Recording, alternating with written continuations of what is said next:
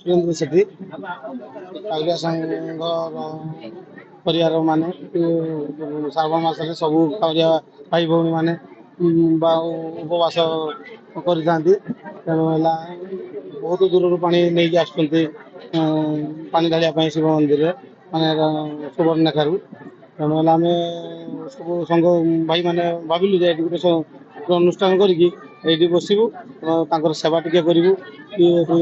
ତାଙ୍କର କାର୍ଯ୍ୟକ୍ରମ କରୁଛନ୍ତି ମାନେ ଆସିଲେ ଟିକେ ପାଣି ପାଣି ଟିକେ ଦେଇଦେଲେ, ସ୍ପ୍ରେ ଟିକେ ମାରିଦେଲେ, ମୁଣ୍ଡ ଟିକେ ପୋଛାପୋଛି କରିକି ତାଙ୍କୁ ଟିକେ ସମ୍ମାନ ଟିକେ କରିକି ଆମେ ଛାଡ଼ିଲୁ। ଯାହା ଜଳଖିଆ ତ ଖାଇବେନି, ଟିକେ ଯାହା ସେମିତି ହେଲା କରିକି ଗଲୁ ଆଉ।